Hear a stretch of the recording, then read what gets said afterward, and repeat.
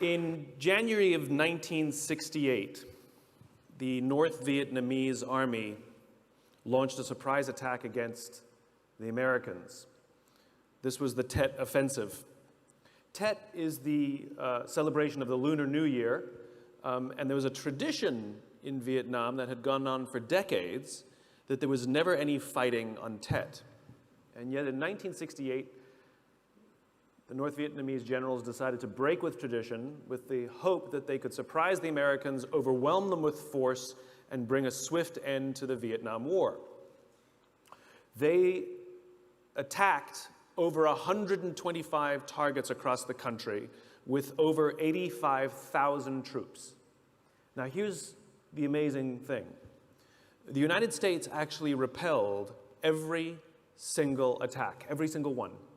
And at the end of most of the major fighting, which was after about a week, the United States had lost fewer than 1,000 troops. The North Vietnamese lost 35,000 of the 85,000 troops. And if we look at the Vietnam War as a whole, we see that America lost 58,000 men, and North Vietnam lost over 3 million people. And a close examination also reveals that America actually won nearly every major battle it fought.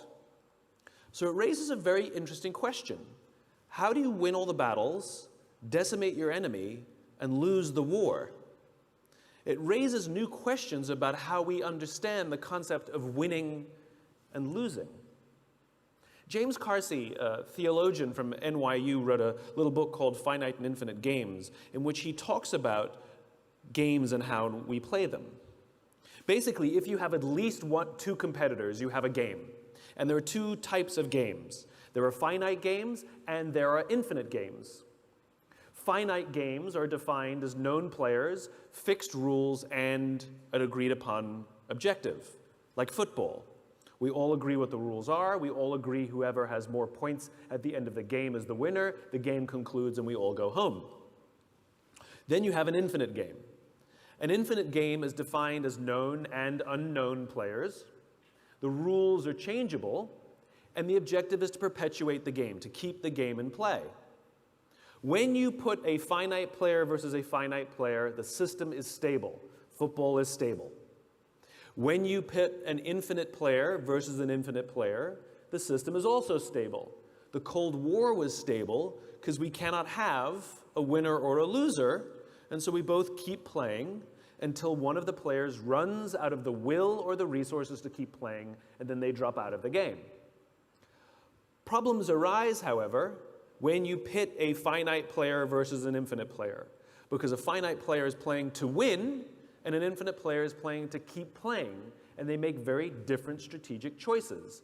And invariably what happens is the finite player finds themselves in quagmire. They find themselves frustrated and running through the will and resources required for them to stay in the game. And this is what happened to America in Vietnam.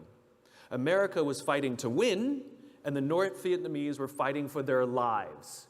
A very different set of strategic choices were made. And it's not so much that America lost, it's that they ran out of the will or the resources to continue to stay in the game, and so they dropped out.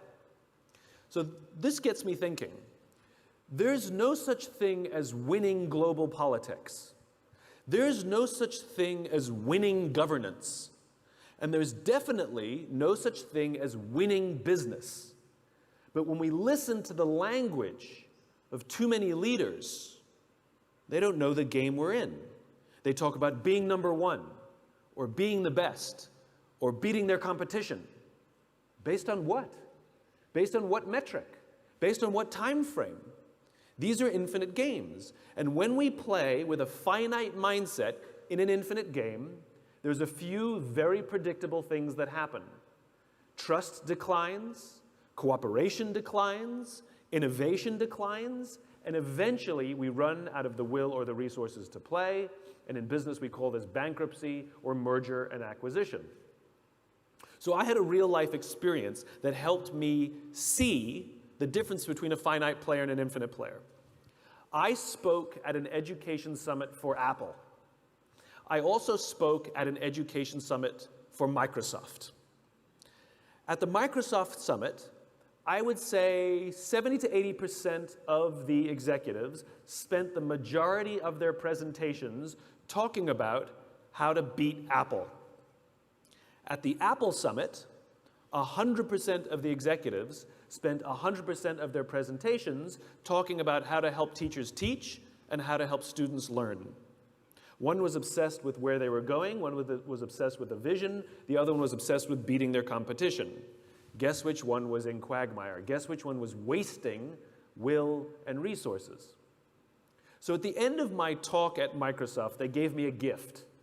They gave me the new Zune when it was a thing. The Zune was Microsoft's response to the iPod. And this little piece of technology was absolutely spectacular. It was brilliant. It was beautifully designed. It was elegant. It worked flawlessly. The user interface was intuitive. So at the end of my Apple talk, I'm sharing a taxi with a senior Apple executive, employee number 54 to be specific. And I couldn't help myself. I had to stir the pot. And I turned to him and I said, you know, Microsoft gave me their new Zune. It is so much better than your iPod Touch. To which he responded, I have no doubt. And the conversation was over. Because the infinite player understands sometimes you have the better product and sometimes they have the better product. And sometimes you're ahead and sometimes you're behind. And the goal is not to win, the goal is to outlast. And the only true competitor in the infinite game is ourselves. The goal is to make our systems better this year than they were last year, to make our governance better this year than it was last year, to make our culture stronger this year than it was last year, to make the quality of our relationships and the level of trust better than it was last year. That's the goal of the infinite player, to outdo themselves. So this all raises a very interesting question. If too many leaders are leading with a finite mindset, and the reality is so many of these games that we're actually playing in are infinite games, that means we have to learn how to change the way we lead to lead for the game we're actually in. So I've boiled it down to 5 things of how to lead in the infinite game. We need to have a just cause. We need to have trusting teams. We need to have a worthy rival. We need to have a capacity for existential flexibility. And we need to have the courage to lead. Just cause. A just cause is a cause so just, we would be willing to sacrifice our interests in order to advance that cause. That could mean taking a job for less money because I believe in what we're doing here. It happens very often that we're doing something we believe in and someone wants to bring us to their company and they think that simply by showering us with money we'll leave. But when we believe desperately in the work that we're doing, we easily turn down the better salary. That's a sacrifice in order to be a part of something we believe in. Maybe working late hours or frequent business trips, being away from our families. We don't like these things, but for some reason, it feels worth it. It feels worth the sacrifice to be a part of something larger than ourselves. And every leader with the capacity to lead for the infinite game offers their people a sense of just cause. Steve Jobs famously believed that the individual should stand up to Big Brother. It wasn't about computers per se, it wasn't about design, but he saw the computer as the perfect tool to empower individuals to stand up to the status quo. He imagined a world in which one day, one person with a computer could compete against a corporation. Well, that's the world we live in today. This is what his just cause was. And all the people who believed in that kind of individual power were drawn to Apple. They wanted to work there and they wanted to buy from Apple. It's not an accident that creative people and young people were so drawn to the brand. They like the idea of standing up to Big Brother, standing up to the status quo. We must give our people a sense of just cause, a cause so just they would be willing to sacrifice in order to advance that infinite ideal, a vision of the world that does not yet exist. Number 2, we have to have trusting teams. I was on a business trip in Las Vegas, and they put me up at the Four Seasons, beautiful hotel. And one of the reasons it's a beautiful hotel is not simply because of the fancy bed. Any hotel can buy a fancy bed. It's because of the people who work there. That when they say hello to you, you get the distinct sense that they wanted to say hello, not that they were told to say hello. We're highly attuned social animals. We can tell the difference. They happen to have a coffee bar in the lobby. And so one afternoon, I went to buy myself a cup of coffee, and the barista working that day was a young man named Noah. Noah was funny. He was engaging. I enjoyed buying a cup of coffee from him. I stood there for far too long buying a cup of coffee just because I enjoyed talking to Noah. So as is my nature, I asked Noah, "Do you like your job?" And without skipping a beat, Noah says to me, "I love my job." Now, in my line of business, that's significant. Like is rational. I like the people, I like the challenge, I get paid well, I like my job. Love is emotional. It demonstrates an emotional connection to whatever we're doing. Do you love your wife? I like her a lot. It's a different standard, right? Noah said, "I love my job." So immediately, I'm interested. So I follow up. I said to Noah, "Tell me specifically what the Four Seasons is doing that you would say to me, you love your job." And again, without skipping a beat, Noah said that throughout the day, managers will walk past him and ask him how he's doing. Ask him if there's anything that he needs to do his job better. Not just his manager, any manager. And then he said, "I also work for a different hotel. And there, the managers walk past me and catch me if I'm doing something wrong. There, they're always overbearing and trying to make sure that I make my numbers." He says, "There, I just like to get through the day, keep my head below the radar, and just collect my paycheck."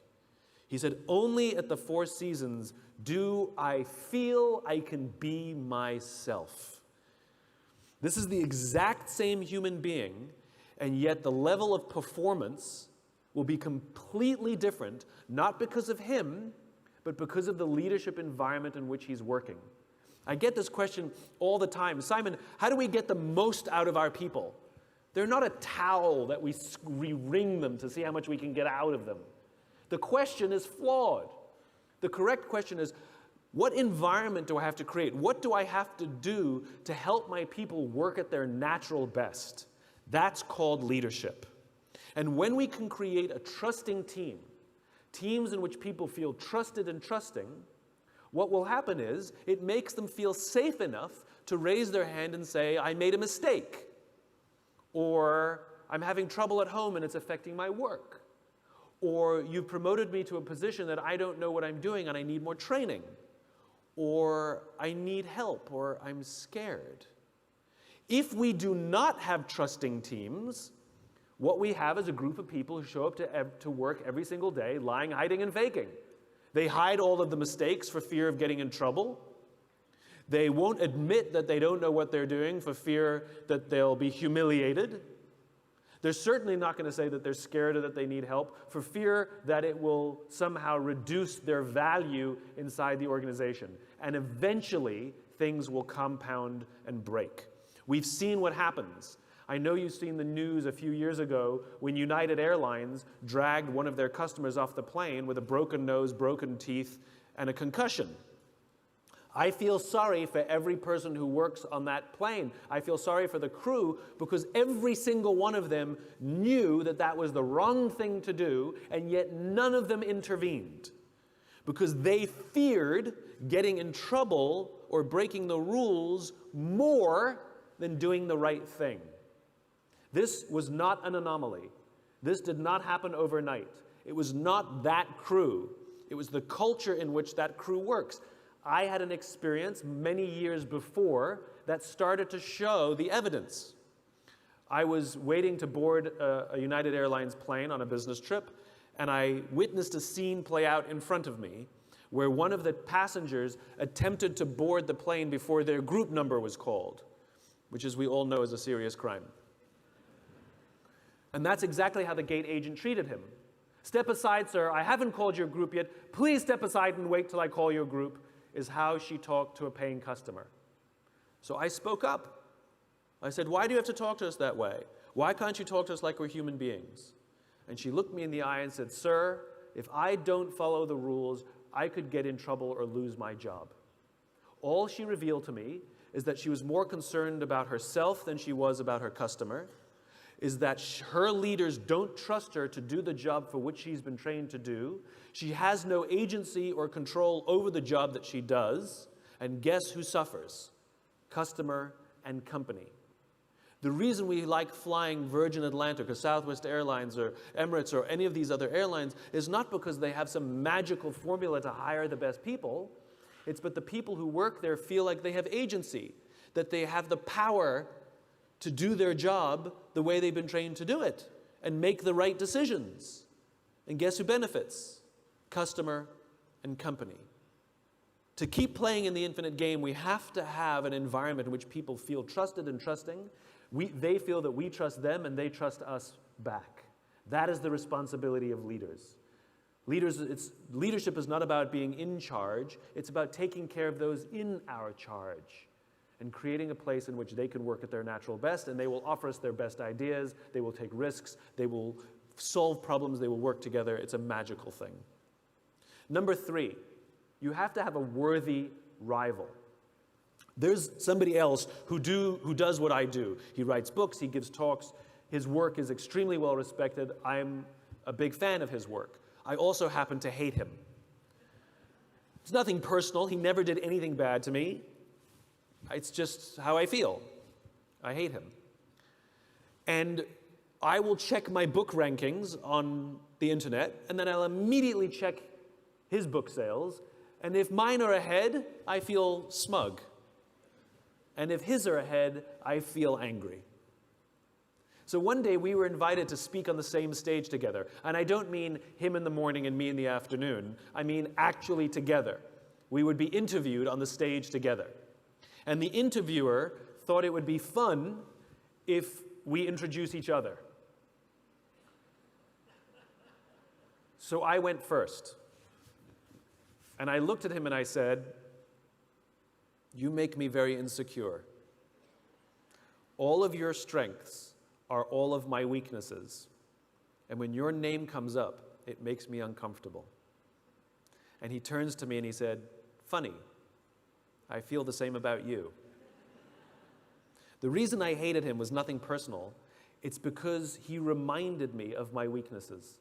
And it was easier for me to take that energy and put it against him and be competitive than it was to take a hard look at myself and see where I can improve. And that is the value of a worthy rival. By the way, we're best of friends now. I stay at his house. I think he's great. It was a cathartic experience. But that is the value of a rival. Our rivals are the people who are as good or better than us at our own work. And their mere existence reveals to us our weaknesses. And the goal is not to try and beat them. The goal is to take a hard look at ourselves and see where we can improve. Competition is about winning, but rivalry is about advancing.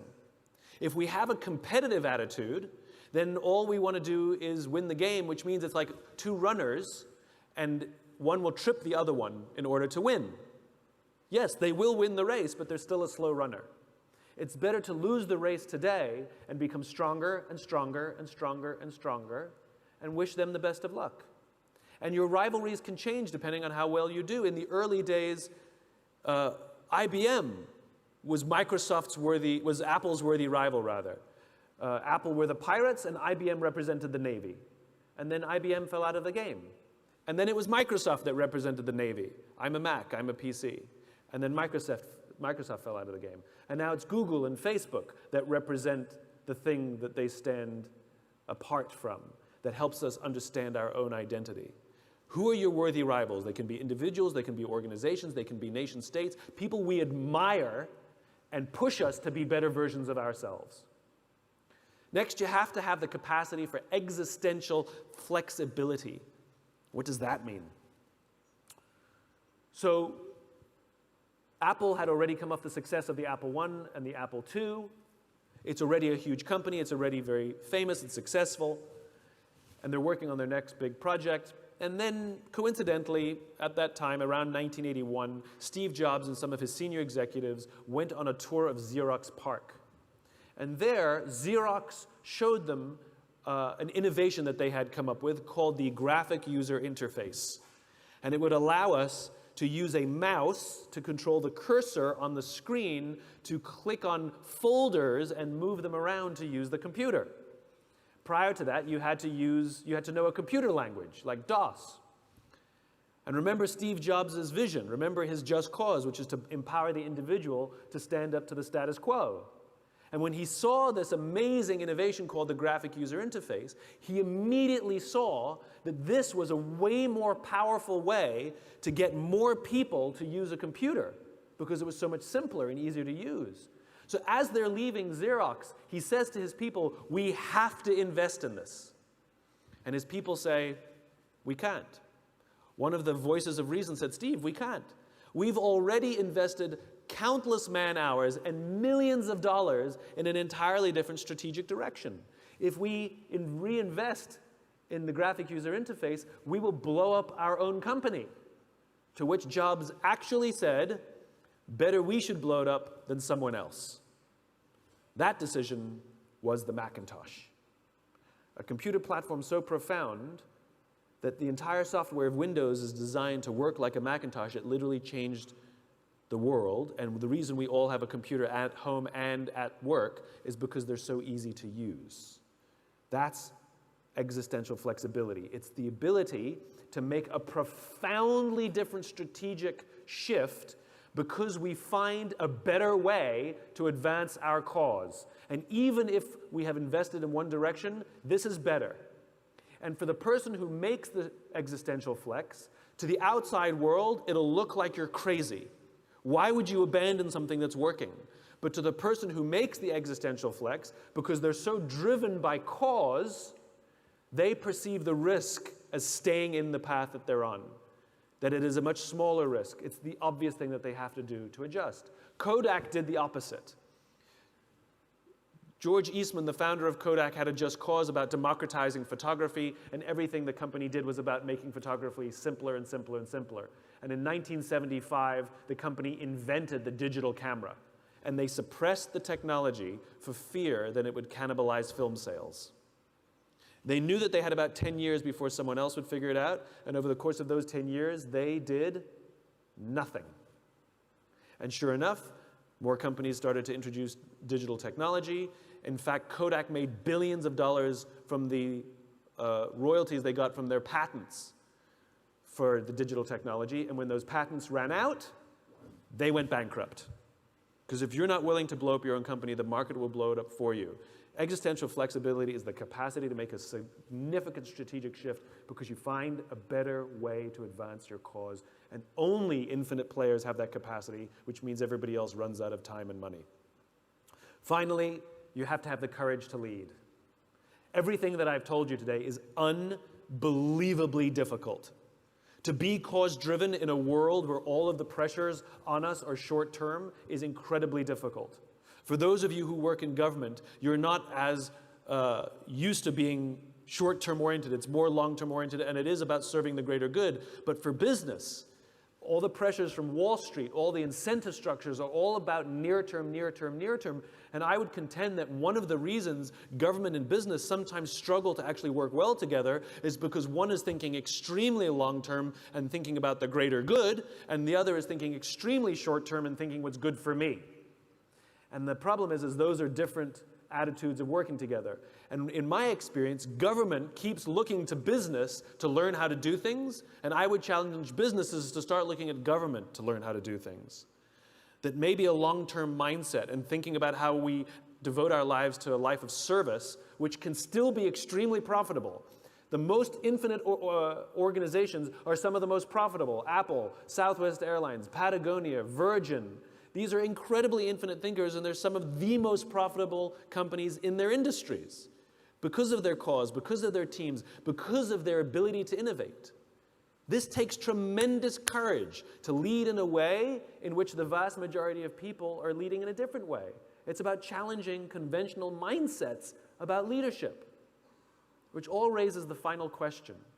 What does it mean to live an infinite life? Clearly, our lives are finite. We're born, we die. But life is infinite. We come, we go, and the game continues with us or without us. Which means every single one of us has the choice of how we choose to live our lives, how we choose to lead our organizations. We can lead with a finite mindset, try and make more money than our friends, try and get ahead faster than everybody else, try and achieve more power than anybody else, and when we die, we take none of it with us. But the choice to live an infinite life means we choose to build an organization that will be better off because we work there. We will leave it in better shape than we found it. It means to be the kind of friend and leader to others that they will be better because we were in their lives. It means we will literally live on beyond ourselves. It's just a choice whether we choose to live with an infinite mindset or a finite mindset. Thank you very much.